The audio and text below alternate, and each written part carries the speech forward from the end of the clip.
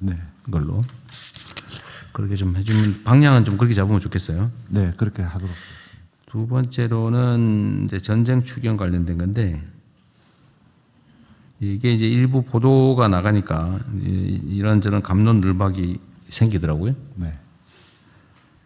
그 몇 가지는 예를 들면 왜 세금으로 지원하냐?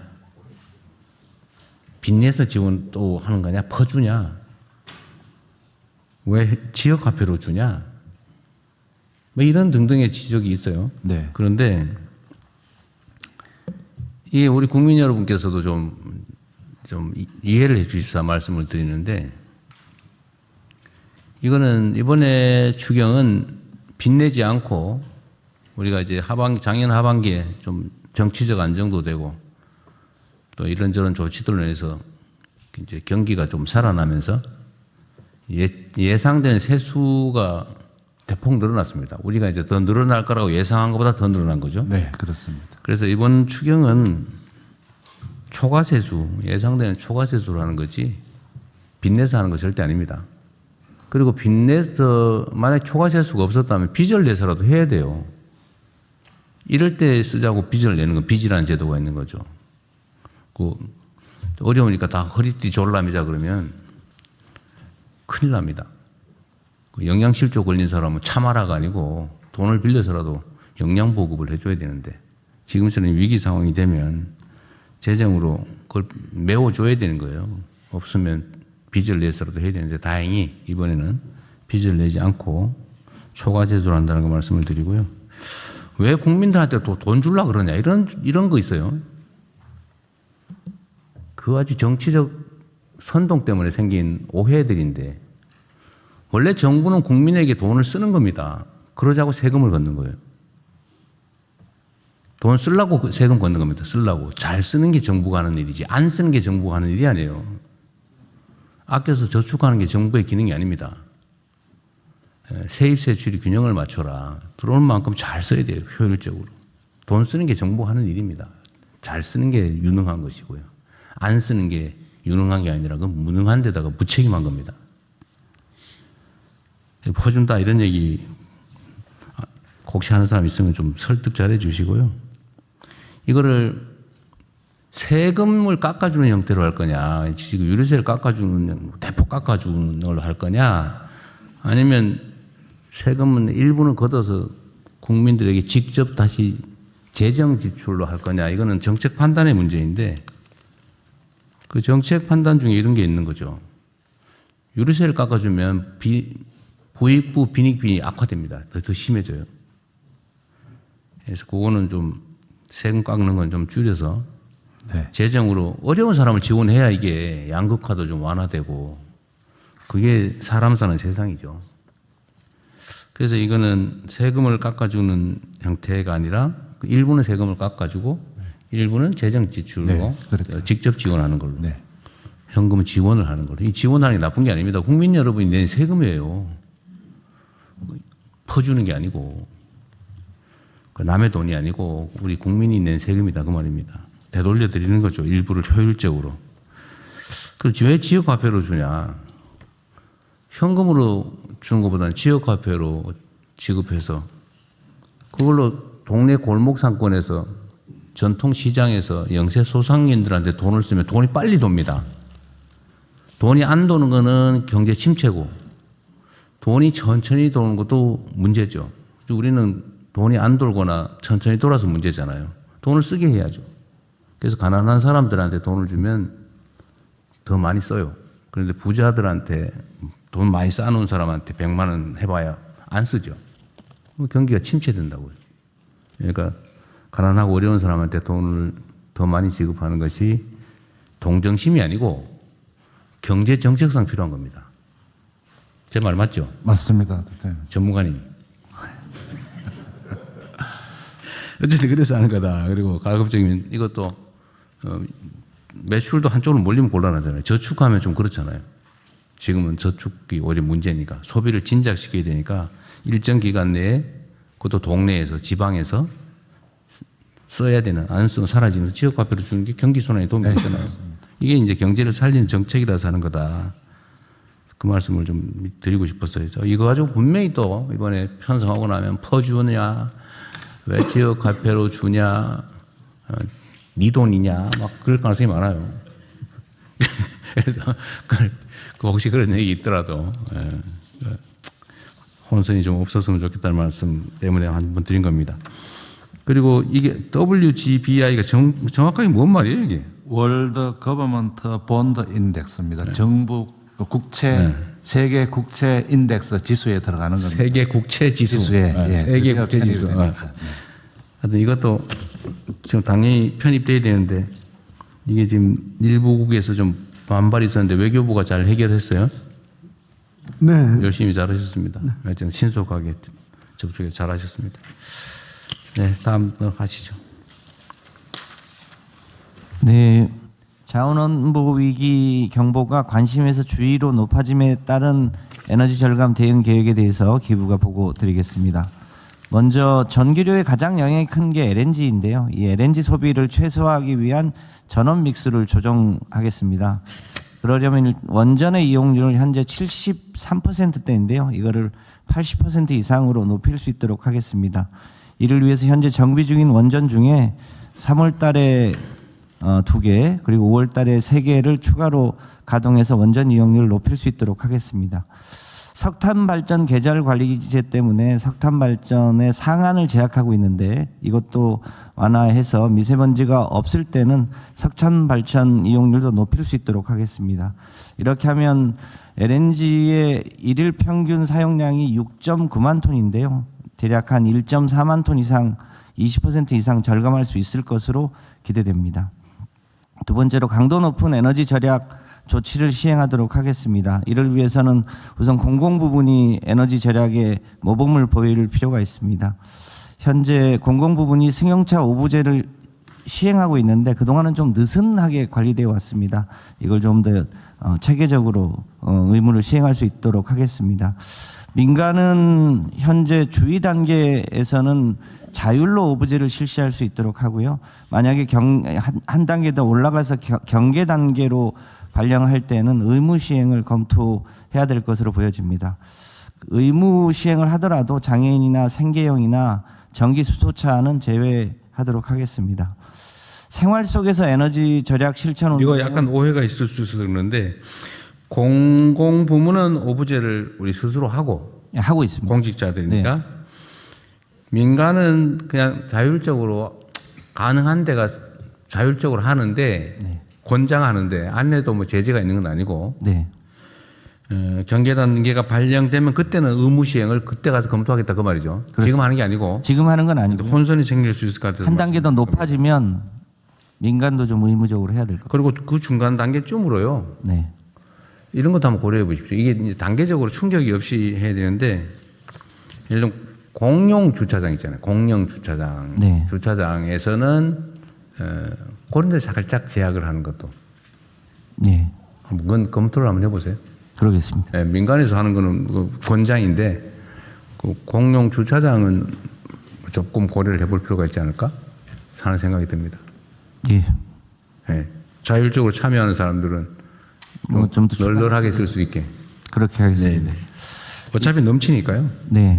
이 생활 속의 에너지 절약 실천 운동도 본격적으로 추진하도록 하겠습니다. 별참 자료에 있는데요. 우선 대중교통 이용을 활성화할 수 있도록 하고요. 출퇴근 시간도 한시적으로 조정해서 교통 수요를 분산하면 에너지 절약 효과가 있습니다. 에너지 절약과 관련해서 앞서 말씀드렸습니다만 에너지 발전이 급증하는 시간대 이게 피크 시간대인데요. 최근에 태양광 때문에 피크 시간대가 오후 5시에서 8시로 변경됐습니다. 이 시간대에 전기 사용을 자제하면 LNG 소비를 줄일 수 있습니다. 전기가스 절약 할인 제도도 본격적으로 홍보해서 시행할 수 있도록 하고 탄소 중립 포인트 제도도 좀 더 적극적으로 활용하면 에너지 절약을 할 수 있을 것이라고 보여집니다. 석유 다소비 상위 50개 업체를 대상으로 에너지 사용 절감을 좀 더 강도 높게 추진하려고 합니다. 참고로 50개 상위 업체가 전체 다소비 사업장 5,000개 중에 대략 한 91%를 차지하고 있어서 이 50개 상위 업체만 적극적으로 노력하더라도 도움이 될 거라고 판단합니다. 에너지 절감 계획에 따라서 이 50개 업체가 일정한 목표를 달성하면 에너지 절약 시설 융자 사업도 우선 지원하는 등의 혜택을 주려고 합니다. 근본적으로는 재생에너지를 확대해야 되는데요. 올해 재생에너지를 대략 7.4기가 이상 늘리려고 하고 있습니다. ESS도 1.3기가 이상 보급을 추진하면 LNG 발전량을 줄일 수 있을 거라고 보고 있습니다.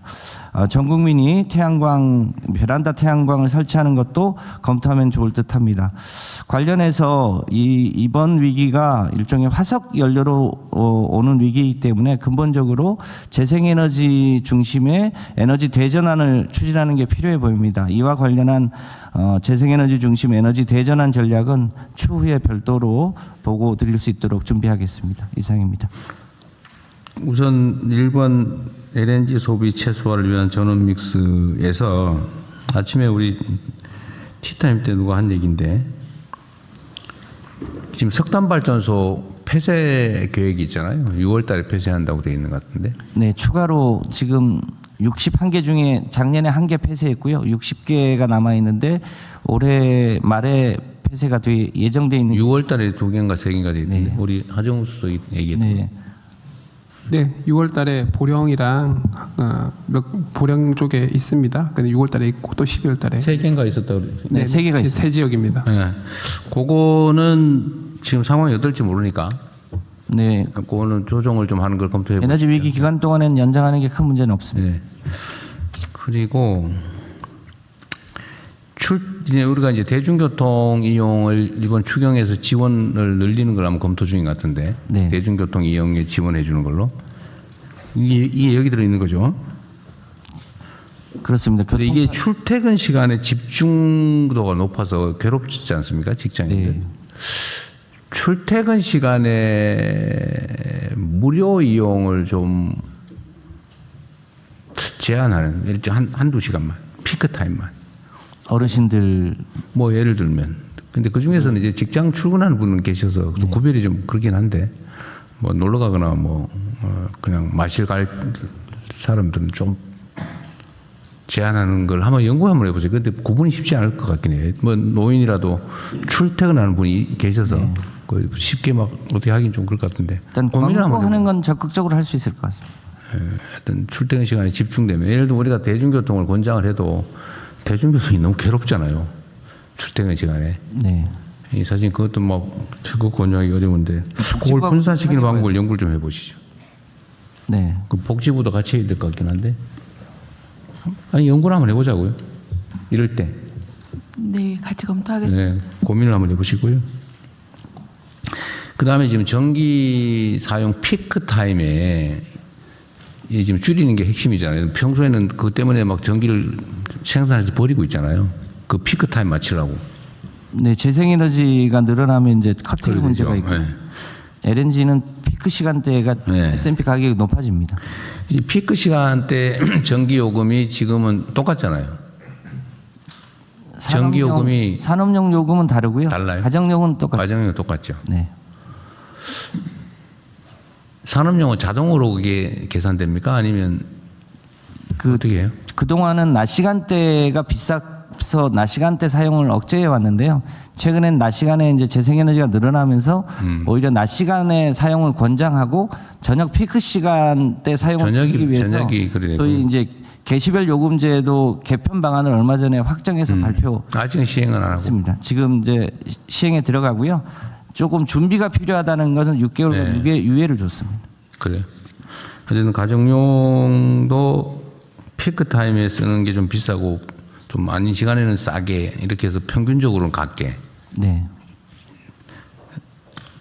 좀 조기 시행하는 걸 좀 해야 될 것 같은데. 네, 검토해서 추진하겠습니다. 한번 검토는 한번 해보세요. 이게 6개월 후면은 다 끝난 상황일 수도 있어서. 네. 그렇다고 지금 당장 하기는 어렵겠지만 좀 땡기는 것도 한번 검토해 보면 좋겠습니다. 그리고 재생에너지 보급도 이번 기회에 이거 화석연료에 의존하는 게 근본적으로 문제인데다가 앞으로 재생에너지로 전환해야 된다는 필요성이 더 높아졌잖아요, 그죠? 그렇습니다. 1가구 1베란다 태양광 아니면 뭐 도심에서도 사실은 지금 태양광 설치해서 전기 발전할 수 있는 게 많잖아, 그죠? 네, 가정용 태양광은 일반 주택은 얼마든지 할 수 있고요. 도시도 얼마든지 할 수 있습니다. 이것도 이번에 이제 예산 지원을 좀 할 거 아니에요? 예산 지원을 할 텐데 그것도 좀 양도 늘리고 속도도 좀 빨리 하면 좋겠습니다. 그렇게 하겠습니다. 네.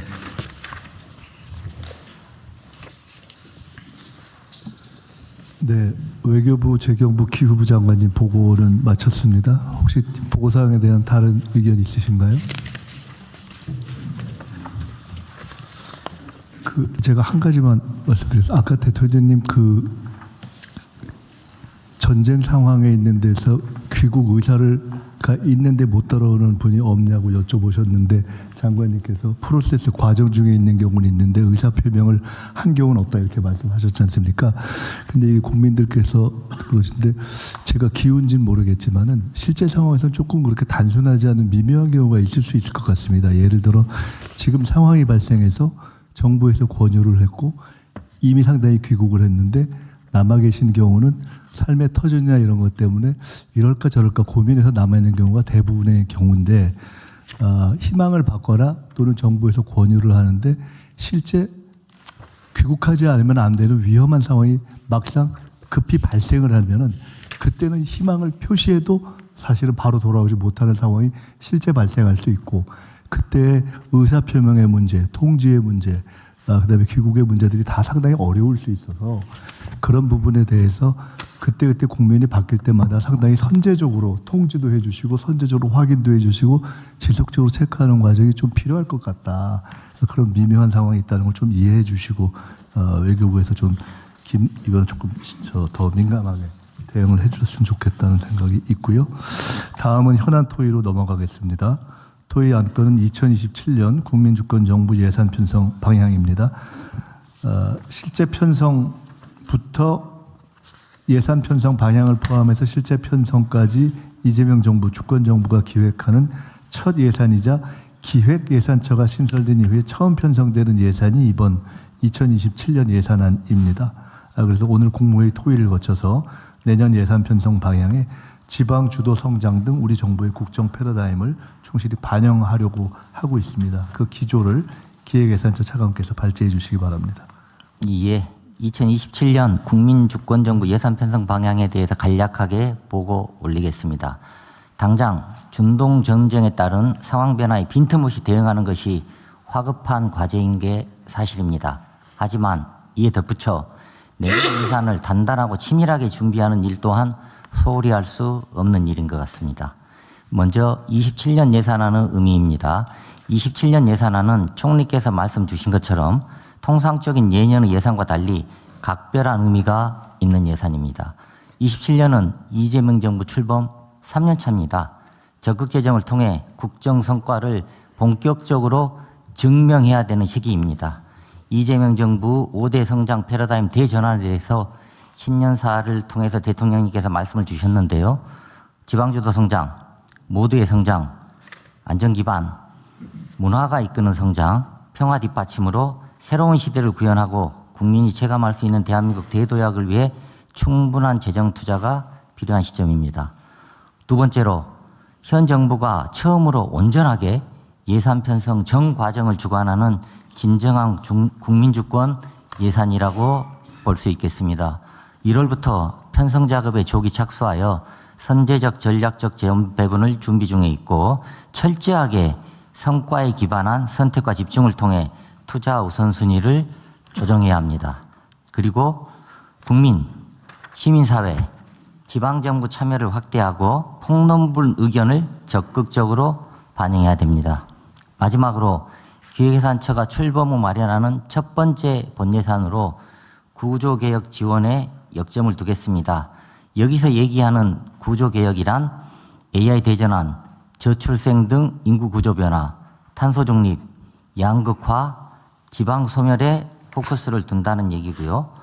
이재명 정부는 당면한 경기 대응뿐만 아니라 이러한 구조적인 문제에 대해서도 해결의 돌파구를 만들어야 합니다. 기획예산처는 다른 부처와 적극적으로 협업해서 기획과 예산의 연계를 통해 우리 사회가 직면한 방금 말씀드린 5대 구조적 요인에 대해서도 돌파구를 만들 수 있도록 하겠습니다. 그 다음으로 27년도 예산안 편성 지침의 주요한 특징이 되겠습니다. 이재명 정부 지향과 같이 국정과제 문제인식을 예산안 요구 단계부터 일관성 있게 반영해야 합니다. 지방우대, 이익공유 등과 같은 국정 이념뿐만 아니라 대통령님께서 지시 말씀 주신 내용들을 예산 편성 지침의 투자 중점에 상세하게 포함했습니다. 그리고 다음으로 의무지출인지 재량지출인지 사업비인지 경상비인지 한시사업인지 계속사업인지 금액이 큰 사업인지 금액이 적은 사업인지에 관계없이 모든 사업을 지출구조조정 대상에 포함하고 지출구조조정 기준 및 결과는 투명하게 국민들한테 공개될 것입니다. 아울러 민간 참여를 확대하는 프로세스 개편도 병행하여 역대 유례 없는 지출구조조정을 추진합니다. 의무지출도 예외가 아닙니다. 의무지출도 처음으로 감축 목표를 설정하고 입법조치 계획 등도 마련해야 합니다. 다음으로는 기존에는 학계, 연구기관 중심으로 의견 수렴을 해왔습니다. 하지만 더 나아가야 합니다. 최초로 시민단체 의견을 공식적으로 청취하고 일반 국민과 지방정부와 소통도 강화해야 합니다. 예산 편성뿐만 아니라 예비타당성 조사제도, 민간투자, 성과평가 등 재정운영 전반을 혁신하겠습니다. 다음 페이지입니다. 예산안 편성 지침의 주요 내용입니다. 첫 번째로는 재정기조 관련하여서는 전략적 재원 배분에 기반하여 적극적으로 재정을 운영하겠습니다. 우리 경제의 대전환 대도약을 뒷받침하고 국민 성과를 국민이 체감할 수 있도록 적극 재정 기조를 유지합니다. 다른 한편으로 재정의 지속 가능성 또한 확보하기 위해서 성과와 참여를 통한 수요자 중심의 재정 혁신과 함께 적재적소, 불효불급 원칙에 따른 전략적인 재원 배분을 추진합니다. 두 번째로는 투자 중점 관련하여서는 성장 동력 확충, 구조개혁 지원 등 4대 분야에 집중적으로 투자합니다. 먼저 성장 패러다임 전환과 관련하여서는 AX 본격 추진, 첨단 전략산업 집중 육성뿐만 아니라 탄소 중립 투자 확대, 문화가 이끄는 매력적인 성장도 중요한 성장 이슈로 다루어져야 합니다. 두 번째로는 지방주도 성장입니다. 이 앞전 국무회의에서 말씀드린 것처럼 지방주도 성장으로 대전환합니다. 권역별 전략산업에 기반하여 지방 성장 거점을 육성하고 교육, 교통, 의료 등 지역 인프라 지원도 강화하고 지역을 살리는 K컬처를 통해 재미있는 지방, 다시 한번 또 가고 싶은 지방을 만들어야 합니다. 통합 지방정부의 파격적인 지원을 약속했는데요. 이 약속은 지켜질 겁니다. 모두 성장입니다. 저출생 반등 모멘텀 지속을 위한 투자를 강화하고 기회와 과실을 나누는 모두 성장으로 세대, 산업, 계층 간 양극화를 완화하겠습니다. 종래해오던 창업 생태계 활성화, 청년층 회복, 경험, 성장 지원을 강화할 뿐만 아니라 저출생 대응, 사회 연대 경제를 통한 포용적 사회 통합도 빼놓을 수 없습니다. 안전과 평화입니다.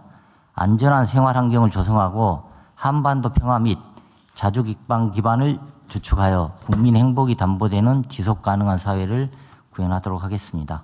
다음 페이지입니다. 그 다음 페이지는 재정운영 혁신하고 관련되는 건데요. 재정운영 혁신도 내용에 못지않게 중요합니다. 어떤 경우에는 그릇이 내용을 규정하는 경우도 있습니다. 성과와 참여를 통해 재정운영 전 과정을 수요자 중심으로 혁신하겠습니다. 지출구조조정입니다. 아까 말씀드린 것처럼 지출구조조정은 각 부처의 핵심 어젠다와 동전의 양면입니다. 국민주권정부 국정과제를 성과 있게 추진하기 위해서는 공세적인 지출구조조정이 필수 항목입니다. 모든 재정사업을 원점에서 재검토하여 고강도로 지출 구조 조정을 추진하고 지출 구조 조정을 추진해서 마련된 재원은 해당 부처 핵심 과제에 빠짐없이 재투자하도록 하겠습니다. 재량 지출은 15%, 의무 지출은 10%를 절감하고 사업 수의 10%가량 되는 사업은 폐지하도록 하겠습니다. 지출 효율화 TF, 통합 재정사업 성과평가 등 프로세스 전반에 민간 의견을 폭넓게 수렴하고 세부 기준 및 결과도 공개하여 객관성도 높이도록 하겠습니다. 두 번째로는 참여와 공개입니다. 국민참여제도를 재정운영 전 과정에 적극적으로 활용하고 사업 설명자료, 예산 내역, 결산 내역, 재정사업에 대한 평가 결과, 그리고 예비비 사용 내역도 분기별로 공개하는 등 재정정보 공개 수준을 획기적으로 확대하도록 하겠습니다. 재정장도 예산안 편성 지침 수립 과정에서 처음으로 시민단체의 의견을 공식적으로 청취한 바 있습니다. 각 부처에서도 예산 요구안을 마련하는 과정에서 현장 방문 등 청취하신 국민 의견을 예산 요구서에 꼼꼼하게 반영해 주십시오. 그 다음으로는 지방의대입니다. 지방의대와 관련된 내용에 대해서는 지난주 국무회의에 상세하게 보고 드린 바가 있습니다. 보고 드린 대로 수도권에서 먼 지역일수록 지방주대원 측을 본격적으로 적용하고 초광역계정도 신설하고 포괄보조도 계속 확대하도록 하겠습니다. 빼놓을 수 없는 게 공정한 재정입니다. 첫 번째로는 수익자 부담 원칙입니다. 출국 납부금 등 부담금도 정상화하고 박물관, 고금 입장료 등도 현실화하도록 하겠습니다. 두 번째로는 수혜 기업에 대한 이익 공유를 강화하는 겁니다. 정부 정책적인 지원에 의해서 혜택을 받은 기업은 일부 상생기여금을 부담해서 좀 더 많은 기업, 애로를 겪고 있는 기업에 대해서 지원될 수 있도록 하고요. 서민금융안정기금 같은 경우도 정책 수혜를 받고 있는 금융회사들이 십시일반 부담해서 서민금융에도 활력이 돌도록 하겠습니다.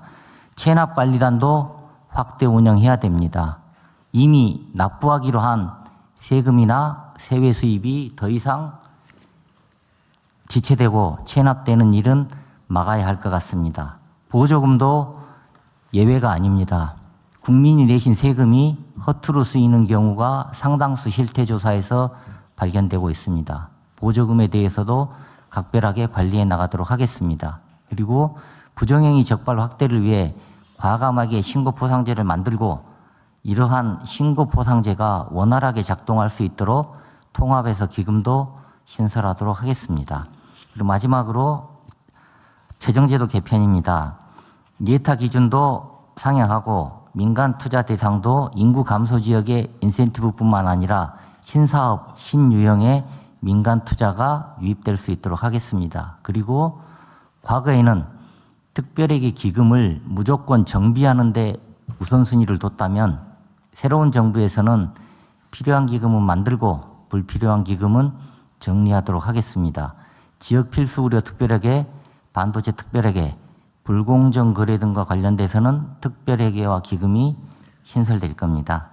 그 다음 향후 일정입니다. 오늘 국무회의에서 토론해 주시면 논의 결과를 반영해서 다음 주 3월 30일 국무회의에서 최종 의결하도록 하겠습니다. 그리고 지금 배포해드린 27년 예산안 편성 지침을 바탕으로 각 부처에서는 투자 중점과 지출 효율화 방안을 구체화하여 4월 말이나 5월 초쯤에 개최될 수 있는 국가재정전략회의에서 구체적으로 논의될 수 있도록 하겠습니다. 그리고 각 부처 장관님들께 두 가지만 부탁 말씀 올리도록 하겠습니다.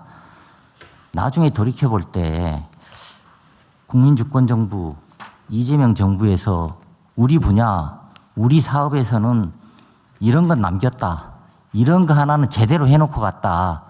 이런 얘기가 나올 수 있는 어젠다와 랜드마크 프로젝트를 집중적으로 발굴해 주십사라는 부탁 말씀을 올리고요. 그리고 두 번째로는 눈 가리고 아웅만 하는 무늬만 지출 구조 조정 시대는 끝내야 될 것 같습니다. 우리 분야, 우리 부처에서는 단 한 푼의 예산도 낭비되지 않았다라는 라는 자부심이 생길 수 있도록 지출 구조 조정에도 각별히 신경 써 주십사 당부 말씀 올립니다. 그리고 마지막으로 이 많은 것을 우리가 어떻게 하란 말이냐 이렇게 생각하실 수도 있는데요. 지금 배포해드린 3가지 자료가 있습니다. 지금 첫 번째 자료는 2027년 예산안 편성 지침, 지금 방금 보고드린 내용을 간략히 정리한 자료가 하나가 있고요. 두 번째로는 2027년 예산안 편성 지침 1이라고 제목이 붙어 있는 자료가 있습니다. 예. 여기에 보시면 재정운영 혁신뿐만 아니라 각 파트 분야별로 이런 분야가 중점적으로 투자됐으면 좋겠다. 이런 거는 우리 분야에서 지출 혁신 아이디어가 될 수 있겠다. 그런 내용들이 망라돼 있습니다. 그래서 각 부처 장관님들께서 새로운 아이디어를 발굴하시고 지출 구조 조정 내용을 구체화하시는데 도움이 될 수 있을 거라고 생각하고요. 그리고 세 번째 저희가 준비한 자료는 지출 구조 조정 추진 방안에 관련된 겁니다. 뭐가 도대체 지출 구조 조정이지? 어디서 지출 구조 조정에 대한 아이디어를 얻을 수 있는 거지? 이런데 각 부처 장관님들께서 참고하실 수 있도록 지출 구조 조정 정의 그리고 지출 구조 조정 방식 어디서 지출 구조 조정하고 관련된 아이디어를 얻을 수 있는지를 꼼꼼하게 저희가 유형화해 놨습니다. 그래서 이 자료를 참고를 해 주시면은 각 부처나 각 분야 입장에서 이런 것들을 우리가 지출 구조 조정을 잘해서 이재명 정부 국정과제에 성과 있게 재투자할 수 있겠다. 그런 아이디어를 얻는데 도움이 되실 거라고 생각합니다. 다 하셨어요? 예. 네, 우리 차관님 아주 그냥 화이팅 넘쳐 좋습니다. 네, 잘해주시고요. 지방 정부들에 대한 지침은 별도로 만드나요? 지방정부와 관련해서는요. 지금 저희가 예산 편성 지침을 만들게 되면 중앙정부에 일단 배포를 하고요. 지방정부와 공공기관에도 배포를 해서 주운용하도록 되어 네. 있습니다. 어쨌든 지방 정부도 사실 소소하지만 이 지출 구조 조정이나 이게 되게 어려운 측면이 예를 들면 민원 때문에 어렵거든요. 중앙 정부는 그래도 좀 약간 떨어져 있긴 한데 지방 정부들은 주민과 직접 접촉 정도가 좀 높기 때문에 사실은 이게 불필요한 건데 또는 효율성이 떨어지는데 뭘 바꾸려고 그러면 저항이 심해가지고 아주 좀 속된 표현으로 하면 안면이 받쳐서 못하는 경우가 있거든요. 그런데 그럴 경우는 아예 지침을 만들어줘가지고 아예 시켜서 했다. 정부에서 시키는데 어떡하냐 이런 핑계를 댈 수 있게 좀 만들어주면 좋겠어요. 뭐 좀 어렵긴 하겠지만. 예, 저희가 그 중앙정부 예산 편성 지침은 지방정부하고 공공기관에 비례해서 준용하도록 하고 있고요. 지방정부의 예산 운영하고 관련해서는 행정안전부에서 별도로 계략적인 지침을 만들도록 되어 있습니다. 그러니까 좀 발굴을 좀 해야 된다는 거죠. 뭐 의례적으로 하는 거는 맨날 했던 거니까. 예. 근데 좀 실제로 좀 개편해서 효율적으로 집행을 하려면 그게 기득권하고 부딪히기 때문에 좀 어렵거든요. 눈치 보이고. 그래서 그건 좀 일률적으로 할 수 있는 건 좀 일률적으로 이런 건 하지 말라든지 뭐 그건 좀 해주면 좋을 것 같아요. 그리고 여기도 그런 내용이 있어서 그런데 이게 다른 부처들도 마찬가지인데요. 우리가 이제 재정 집행을 하면 딱 근거리수의 고정관념이 있어요. 공공이 하거나 민간이 하거나 둘 중에 하나입니다. 근데 그 세상에는 꼭 그 두 가지만 있는 게 아니거든요. 예를 들면 사회간접자본, 인프라 구축 이런 거에 그런 게 많죠. 재정으로 하려니 돈이 많이 들어요. 막 세금 부담에다가 국채 비율에다가 막 이러니까 부담이 너무 크죠. 그래서 그 다음에 나온 안이 민간 기업한테 맡긴 거예요. 돈과 실행력을 가진 민간 기업. 근데 민간 기업들은 돈 버는 게 목표니까 온갖 편법을 써가지고 바가지를 씌운단 말이에요. 지금 내가 어디라고 얘기는 안 하겠는데 재정 보전을 해주게 돼 있으니까 자주간에 비용이 많이 들수록 많이 받을 수 있어요. 그래서 1,000억이면 지을 수 있는 거를 한 2,000억 정도 만들어가지고 막 부풀리죠. 그래서 지원을 받아요. 그런 다음에 운영비에서 수익이 부족하면 보전을 해주잖아요, 보통. 요새는 좀 없앴다고는 하던데. 비용을, 부족한 부분을 보존을 해주니까 비용을 부풀려요. 어떻게 부풀리냐. 자회사를 하나 만든 다음에 자기가 여기다 투자를 한 다음에 여기서 돈을 빌리는데 이자가 옛날에 40%씩 받고 말이에요. 요즘도 25%씩 받는 것 같더라고요. 20%, 25%씩. 지금 저 복지부 산하에도 그런 데 있어요. 그런 걸 또 연금이 인수를 해서 또 수익률이 높으니까. 이게 완전히 저는 이게 국민들 상대로 도둑질하는 거라고 생각되는데. 그래서 이런 방식으로 한단 말이에요. 돈 버는 게 돈이 막이니까요. 그래서 꼭 그 두 가지밖에 없냐고. 재정 부족하면 못하고 민간에 맡기니 그런 욕심을 부리고 부정부패 저지른다. 부당행위 한다. 그럼 어떡하냐. 중간 형태도 있는 거죠. 민간의 효율과 공공성이라고 하는 걸 결합한 제3섹터라고 하는 민간 합동 방식도 얼마든지 있는 거죠. 제가 이런 거 하다 뭐 한번 엄청난 욕도 먹었지만. 어쨌든 그 중간 형태도 좀 권장을 해가지고 민간의 효율성, 공공의 공익성 이걸 결합한 방식도 얼마든지 있다.